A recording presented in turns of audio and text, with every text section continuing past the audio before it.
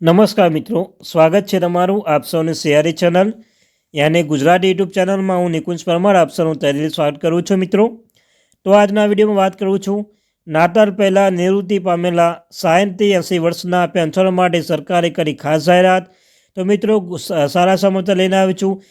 જો તમે પેન્શન ધારક છો ને 60-80 વર્ષના પેન્શન ધારક છો તમારા માટે આ વિડીયો ઉપયોગી બનશે।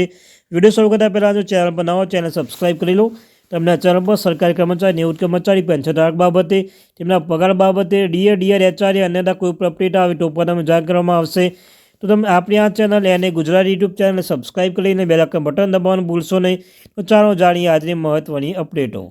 તો મિત્રો જે 60-80 વર્ષના જે પેન્શન ધારક છે તેના માટે સરકારે ખાસ જાહેરાત કરવામાં આવી છે। તો ચાલો જાણીએ લેટેસ્ટ ન્યૂઝ અપડેટ। સૌપ્રથમ મિત્રો પેન્શન અપડેટમાં છે કે સરકારી કર્મચારી જેઓ નિવૃત્ત થયા છે સામાન્ય રીતે લોકો તેના પેન્શન લઈને ચિંતિત હોય છે।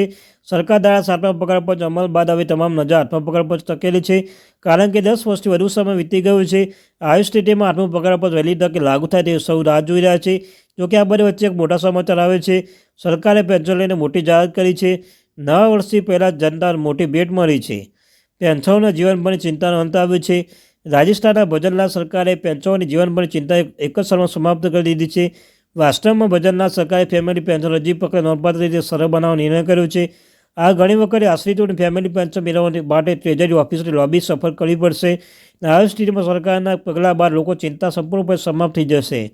પીપીઓ ઓનલાઈન જારી કરવામાં આવશે। તમને જણાવી દઈએ કે ફેમિલી પેન્શન માટે પીપીઓ ઓનલાઈન જારી કરવામાં આવશે। આ અંતર્ગત હવે આશ્રિતોની તિજોરી કચેરી મુલાકાત લેવાની રહેશે નહીં અને આશ્રિત નાગરિકો એસએસસીઓ આઈડીના કુટુંબ પેન્શન માટે સરળતાથી અરજી કરી શકશે। તમને જણાવી દઈએ કે પેન્શન ભથ્થું આપણા રાજ્યનું રાજસ્થાન પહેલું રાજ્ય બની ગયું છે જેને ફેમિલી પેન્શન ચિંતા દૂર રહી છે।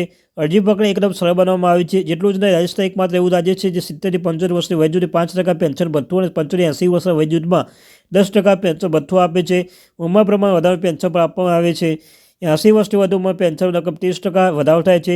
તે સમયે જો વય 90 વર્ષથી વધુ હોય તો 40% વધારો થાય છે, જ્યારે 100 વર્ષથી વધુ ઉંમર પછી ખાતા પેન્શનની બેઝિક રકમ જમા થાય છે। કેન્દ્રીય કર્મચારીઓ પેન્શન પરની મહત્વ સમાચાર છે। ડિસેમ્બર 2024 માટે all India consumer price index બહાર પાડવામાં આવે છે। આ સાથે જાન્યુઆરી 2025 ભરવાના મોંઘવારી ભથ્થામાં અંદાજે લગાવી શકાય છે। ડીએની ગણતરી એસઆઈપીના આધારે કરવામાં આવશે, જે કર્મચારી પગાર એક મહત્વપૂર્ણ ભાગ છે। આ લેખમાં અમે એસઆઈપી ડિસેમ્બર 2024ના આંકડા વિશે વિગતવાર માહિતી આપીશું। અમે તમને એક પણ જણાવીશું કે જાન્યુઆરી 2025માં ડીએ પર તેની શું અસર થઈ શકે છે।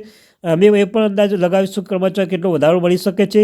તો ચાલો જાણીએ એસઆઈપી અને ડીએ સંબંધિત તમામ મહત્વપૂર્ણ બાબતો। એસઆઈપી વિશેષ મહત્વ ધરાવે છે કારણ કે આ કેન્દ્રીય કર્મચારી ડીએની ગણતરી આવી દર્શાવે છે। આ રિશ્તા મોંઘવારી સ્થિતિમાં દર્શાવે છે। તેનો આધાર સરકાર ઘણી આર્થિક નીતિઓ બનાવે છે। તેનો ઉપયોગ લઘુત્તમ નક્કી કરવા માટે પણ થાય છે। ડીઓ જાન્યુઆરી 2025માં એસઆઈપીની અસર। એસઆઈપી ડેટા સીધી અસર જાન્યુઆરી 2025થી પ્રાપ્ત થતા ડીએ પર પડશે। હાલમાં ડીએ 53% છે। નવા ડેટા આધારિત ડીએ 53% એક વધારે પ્રારંભ છે। આમ જાન્યુઆરી 2025થી ડીએ 56% થઈ શકે છે। તો મિત્રો આ તે મારી, થેન્ક યુ વેરી મચ।